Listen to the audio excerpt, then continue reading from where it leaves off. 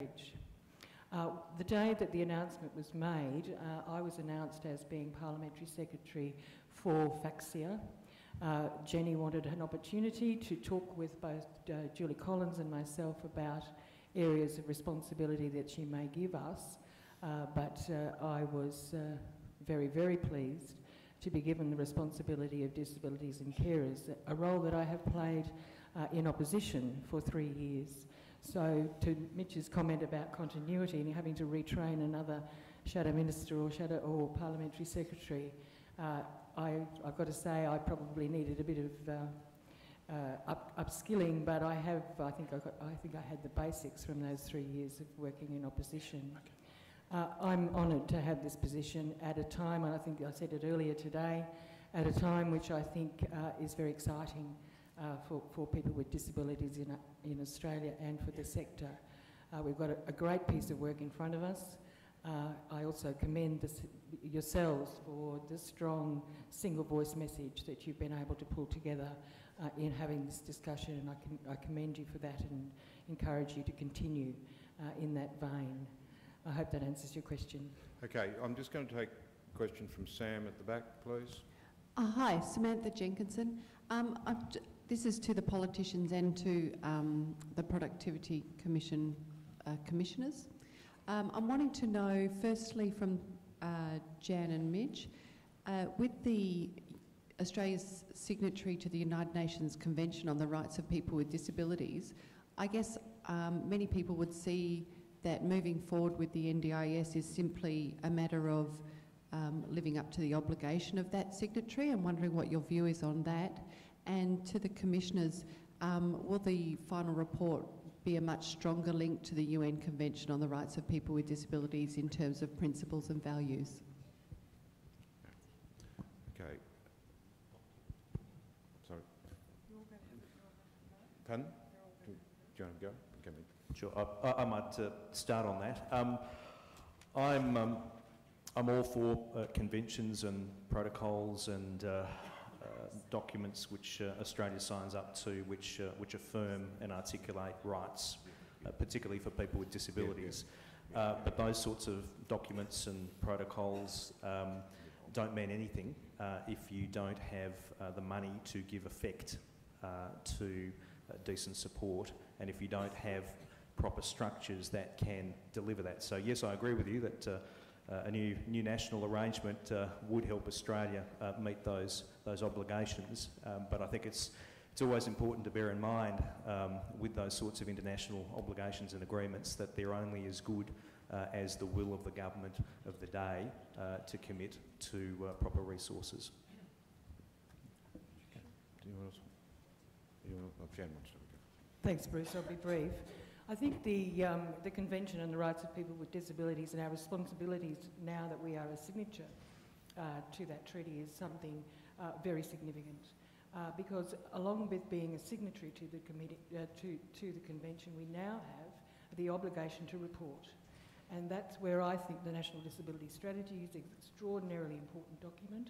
It gives us the framework for reporting, and then to allow a system as described by the Productivity Commission, underfunded, fragmented, etc., to stay in place, I think would be very hard for a country to say now we've fulfilled our obligations. It's clear from the description of our disability service system in Australia that something has to happen. Our government can't respond to the draft report, of course. We will respond in time to the full report, but those 4 words as a description of our disability services system in Australia from the Productivity Commission cannot go unanswered. Okay, look, I'm just going to take a question from the third row. And look, I'm just very conscious there are a couple of people, Val and George, you've got your hands up. We are going to try and take questions from people who haven't yet had a chance to ask them, okay? So I suggest if we get to the point where people who haven't asked a question have asked them, we'll come back to you. So just from the third row, please. Okay, thank you. Is this working okay? No, you just... Try again. Hi, my name is Les Cope. I've just got a general comment and also just a question to the Commission. Microphone, please. Bruce, while Les, I think, is... Is it working now? Les, just a second, if you don't mind. There's a second part to Samantha's question. Yeah. We could shirk our responsibility, but might we just take the chance? And that was, was the Commissioners going to make more, give greater weight or focus on the UN Convention in our final report? Sam, I refer you to Chapter 1. We do cover the Convention at some length, but as you know, there are two considerations that temper the Convention. One is that a government can always refer to the resource constraint, and they also can refer to progressive implementation rather than immediate realisation. So while we both see value in the Convention, I don't want to underplay it, you'd have to say it's not a very ironclad set of protections, and we consider that the best way forward is that people have certainty about their entitlements through a well-funded legislated approach, and that's our position at the moment. We look forward to reading submissions, and you may put one in on this, but I just wonder whether the UN Convention at the end of the day can be brought to bear if a government chooses to look at those escape clauses. Okay. So the gentleman, please. Hi, is it working now? Yes, it is. My name is Les Cope. I've just got a general comment and a question. I have read through part of the report, to be honest. I haven't read through all of it because it's quite a formidable document. I remember reading some literature some months or so back which talked about the actual cost of the NDIS, and there's been a lot of discussion today about the $6 billion number.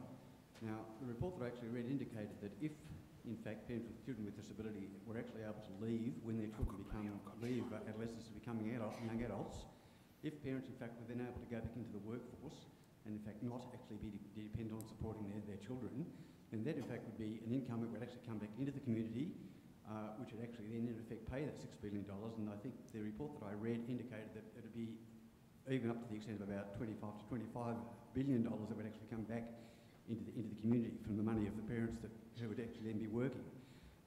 Just to put this into some perspective, my wife has actually been supporting our son for the last, say, 15, 20 years or so, since he became a young adult. And I, in fact, left my teaching career about 10 years ago just to give additional support there. If we'd both, in fact, been working over that time, I suspect we would have been making quite a big contribution that would well and truly have counteracted this $6 billion figure that is often talked about. I'm just wondering, have the commissioners actually realised that account, and is that being sort of reflected in the document and the report back to the government? John. Thanks, Les. Many people have made this point to us that there are undoubtedly going to be economic offsets that to some extent will mitigate the total extra cost of the support. One of the things we have to contend with in putting this up to government is the technicalities of forward planning in the budget process. And one of the rules of government is that second round effects is not part of the forward planning process. So while we can start to do some work on the offsets, and I have no doubt that they're considerable, that's not likely to influence the government's decision in a formal sense. Doesn't mean to say that these arguments aren't very legitimate arguments.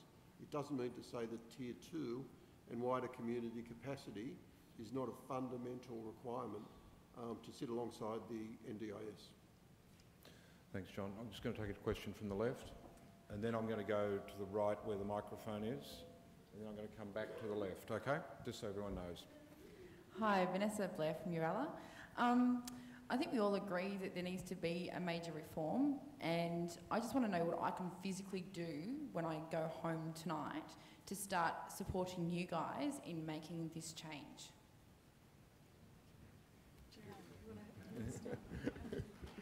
Continue to do what you're doing now, talking openly, honestly about what it will mean, gathering the support in the community, speaking with one voice, making contact with your Member of Parliament, whether they be your House of Representative member or your Senator, but continue the discussion.